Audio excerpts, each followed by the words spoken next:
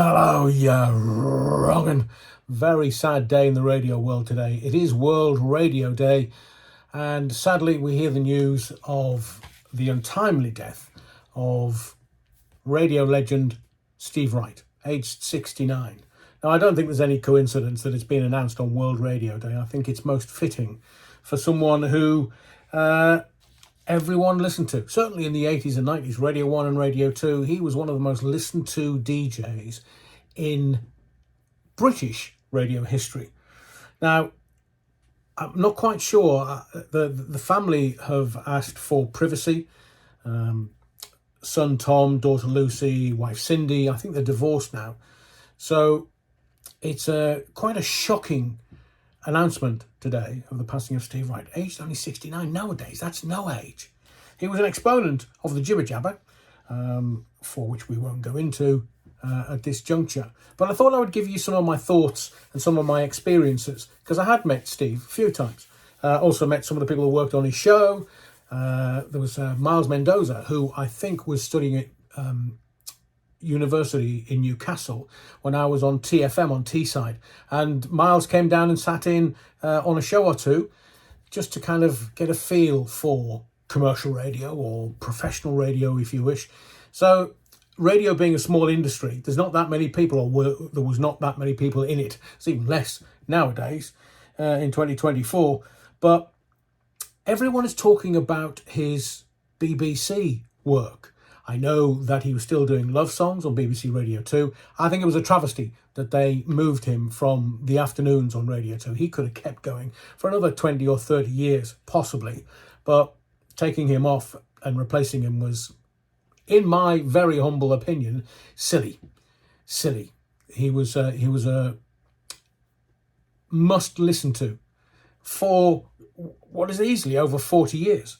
Now, he would have recorded his last Sunday Love Songs show, which was broadcast last Sunday. Normally, you'd have to get your dedications in or requests in by the Tuesday so they could be processed, and he would record Wednesday or Thursday. So it was a pre-recorded show, as were many, many, many of his shows on Radio 1 and Radio 2. You couldn't do that kind of show without some kind of what we call pre-record. So you would record elements of, or chunks of, or whole parts of your radio show, so that when you went live, you just had to press a button and there was 5, 10, 15, 20 minutes worth of your show already done and would play out, and the listener would think it was as live. The listener would think it was happening in real time, when actually it was pre-recorded maybe that same day or the day before. And Steve loved radio, as we all do. The first time you flick that switch to speak on the microphone on radio, it never leaves your blood. It's with you until you go. Now, most people are talking about his BBC work, yet I listened to Steve Wright when he was on Radio Luxembourg. You know, the old AM station that used to phase in and out? Was it, longwave, that used to phase in and out. You'd get half the song, and half the song you wouldn't. You'd have to guess the rest. Well, Steve used to do an evening show, and I remember him starting every single show with, and at the same time as Mike Reid. Mike Reid was on Luxembourg at the same time, and Steve would always start his show with, well, I've got this sweet and that packet of sweets and that chocolate bar and this chocolate bar, just to keep me going through the radio show. Don't know whether it was sponsored, don't know whether he got a whole boxes and cartload of freebies, but he always started his Radio Luxembourg show announcing after the first song what sweets he had at his disposal for that particular show. Now, so within radio, it was known that Steve had his own jingles. He composed them with help and then played them, because everybody knew if you could play a jingle on a national radio station, you got a shed load of money. And Steve, for 40 years, played his own jingles on the radio as part of his deal. So he was making a lot of money. People are talking about his afternoon show with all the characters. Well, actually, he wasn't the originator of that. And some of the character inspirations and format of his show came from a guy called Rick Dees on Kiss FM in LA. many, many moons ago. Now, Rick Dees presented the American Top 40. It was a worldwide syndicated show, but you couldn't, we're talking 40 years ago, so you would never get any recordings of the shows. You couldn't listen to it. I mean, Listen Again and streaming has only been around for 20 years. In the noughties, we didn't have the facility to do that back in the 80s. That's why Steve used to go to America many, many, many, many times to listen to Rick Dees and what he was doing and how he was doing it. So that's where Steve got his inspiration from. Wasn't the originator, he was a copycat, and he copied Rick Dees out of LA on Kiss FM. I have yes, of course, I'd met Steve a few times, as you do in a small industry, but I'll give you this example of where inspiration can come from and how it sounds here. So his factoids, that wasn't an original idea for Steve. He got that from Rick Dees in LA on Kiss FM. Now, Rick had LA Larry, and LA Larry used to give bits of trivia on the show. That was just transposed and given another name and reworked and rebadged, if you wish, into factoids on BBC Radio 1 and 2. Now, there was this is back in the early 80s, where, can you remember the, ha-ha, yes indeedy? Can you remember the character, the hospital radio DJ back in the day on Radio 1? So I go down to a DJ convention. I'm working in the nightclubs and mobiles and hospital radio before I got my break into commercial radio on Radio T's, now TFM, in the Northeast. So I go down to the Hippodrome.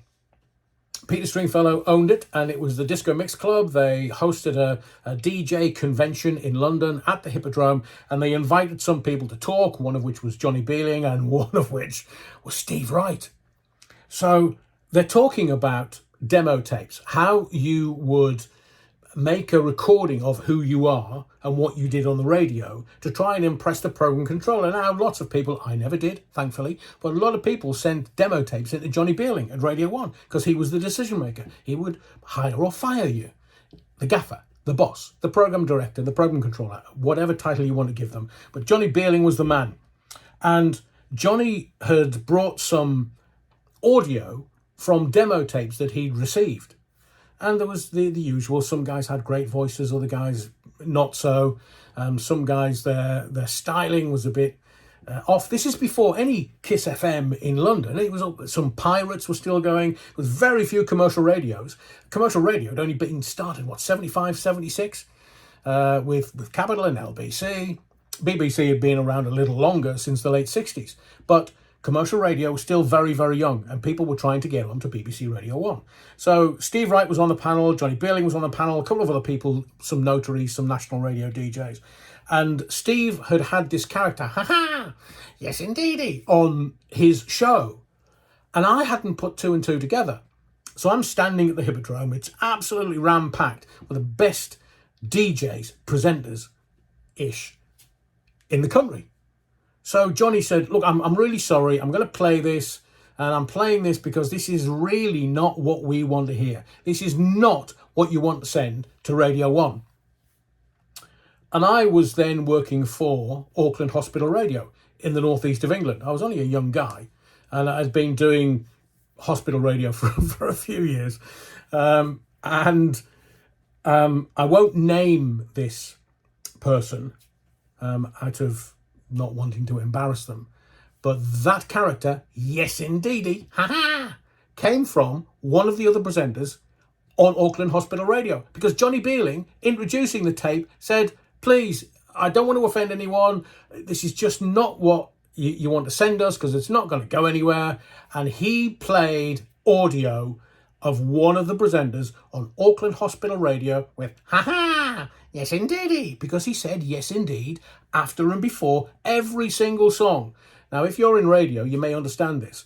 The song would fade, he'd close the fader, open the microphone and say, yes indeedy. That's how that came around. And Steve obviously got it and was inspired by it and just used it as a character or characterization on his show, which I thought was wonderful, to be fair. But I'm not so sure that the person it was based upon actually knew that it was him. Steve Wright used it. So we have some wonderful broadcasting legends in this country. Some of the earlier Radio 1 stuff, I mean, people like Mark Page at Radio 1, which maybe I'll do a video about at some point. There's a lot of darkness there, but Steve Wright was a light in the darkness, except it was known that there were two people at Radio 1 that ruled the place with an iron fist. Steve Wright was one. The word bully was used. Whether that's true or not, I don't know. But that's what the person who experienced it told me and used. There is one other, but he's still alive, so I'm not going to use his name. But there are some legends, some wonderful broadcasting legends that are still with us, and I do wish them well, because 69 is no age to go. It's still young in many aspects, comparatively. I mean, Tony Blackburn's some age now, as are others, and I do wish them all well and good health and long life. My name's Adrian Allen. I just thought I'd give you a few thoughts about Steve Wright sadly passing away today. Thank you for your likes, your subscriptions, but most of all, your indulgence. As I say, my name is Adrian Allen, and I will see you in the next video.